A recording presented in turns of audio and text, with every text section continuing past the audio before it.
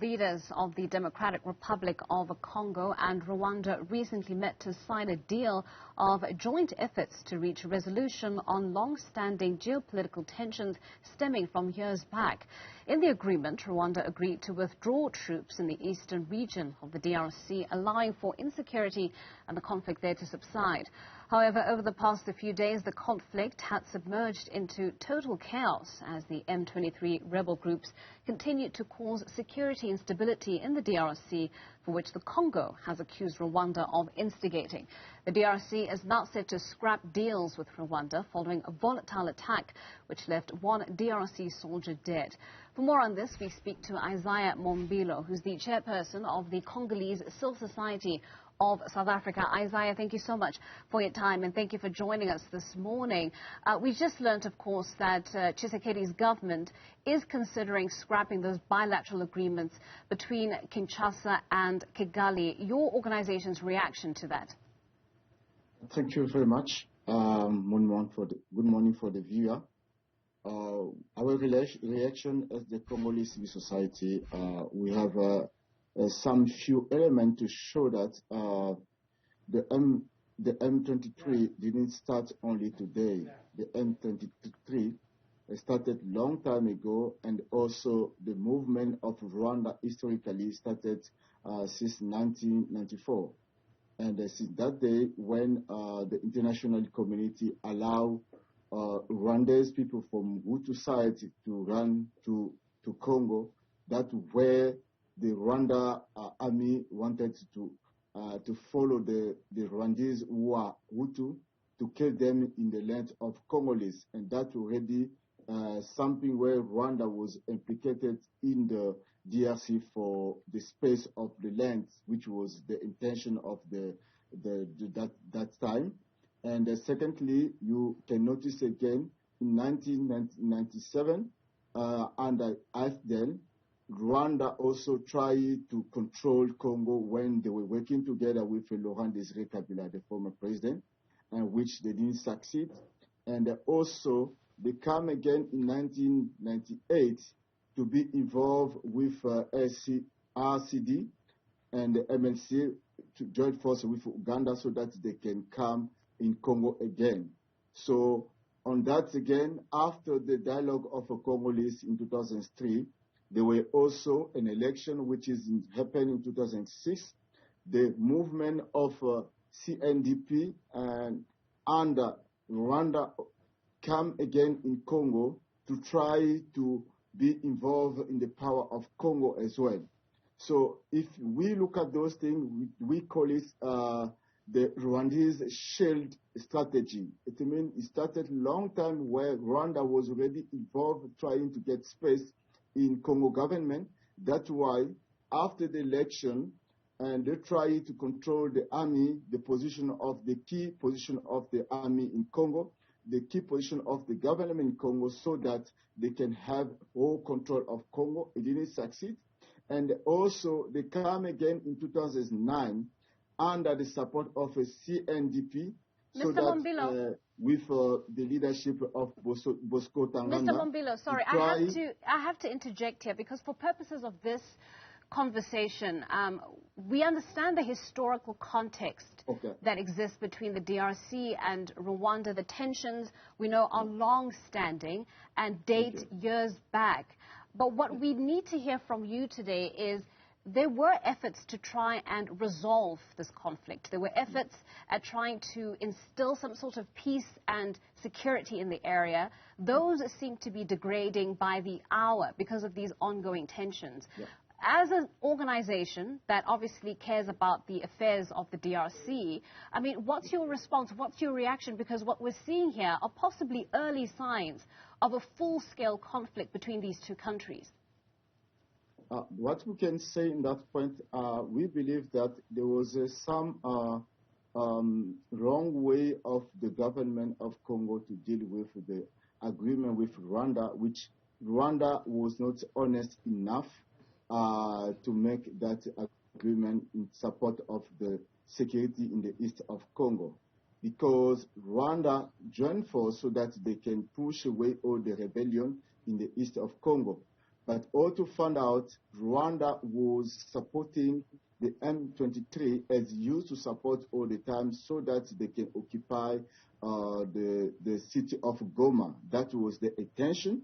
So they're already planning to make the headquarters of Rwanda in Goma, and also to support in the control of the airport where it must be military control. So all those things was showing already Rwanda was having a bad intention in the agreement with Congo to support for making the East to be in peace, but which it didn't happen. So our view is Rwanda was not honest enough to join forces for the security in the east of Congo. Mm.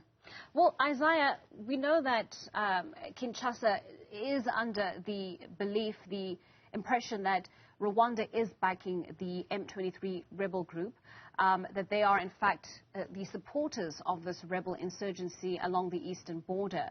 But my question to you is, what does Rwanda stand to gain exactly from backing this insurgency? All of these countries are part of the East African regional bloc. If there is that much insecurity and instability in the region, what does Rwanda stand to gain from fueling that level of instability?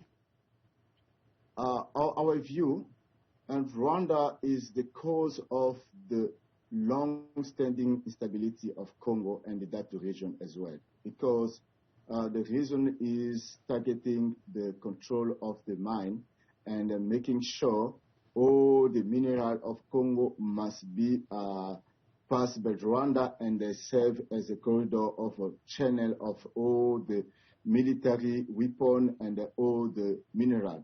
So, and also mostly the strategic military mineral which is in Congo, like coltan, like cobalt.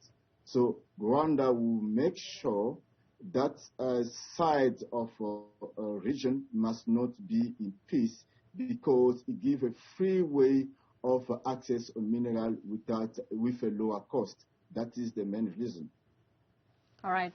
Well, we know, of course, that Kenyan President Uhuru Kenyatta is in talks with regards to deploying some sort of a eastern regional force to try and sort of return some kind of semblance of peace and security in that area.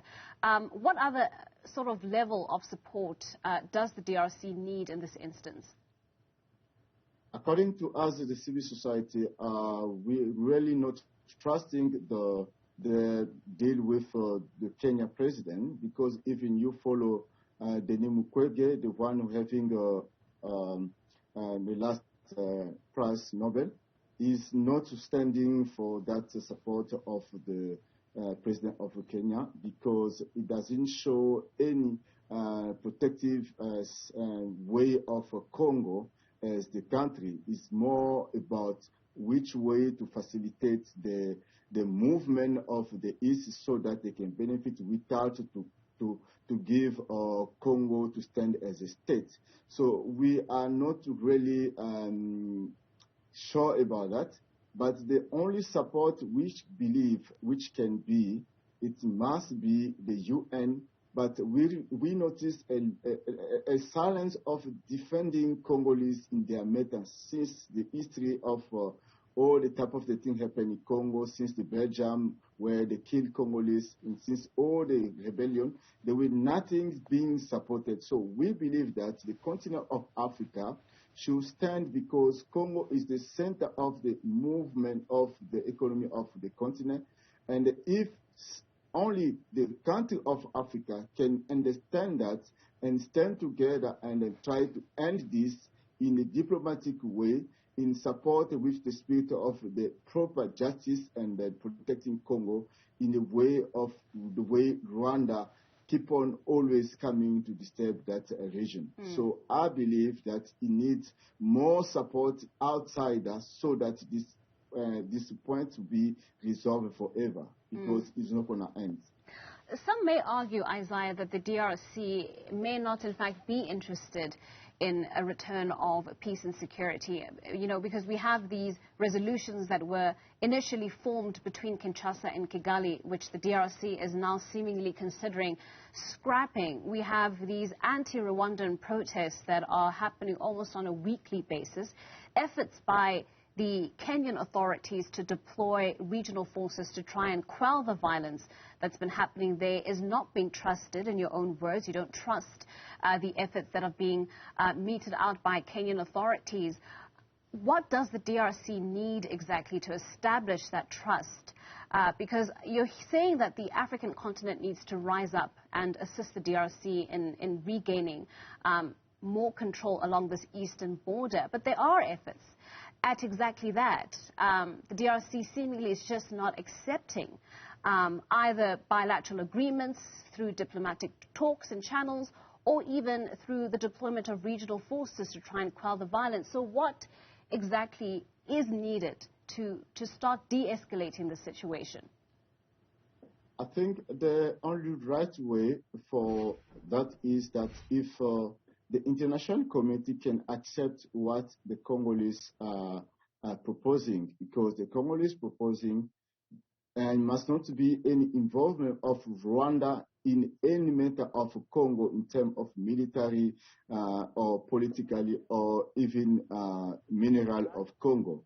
If they can just support that the same way they did with the support with Ukraine, and everybody come on board trying to stand and then push and make sure this can be changed. So there's not enough support as it's supposed to be the way happening in Ukraine and the other places. So if that can be with no compromise with the international community and all the African, mostly for me, it's South Africa playing a very good role in Africa, so that it can also be involved in terms of trying to make things in the right way to put aside whatever Rwanda trying to impose in Congo since long ago. So I think this needs a different approach with a different political will, so that we can see the difference of the issue in Congo.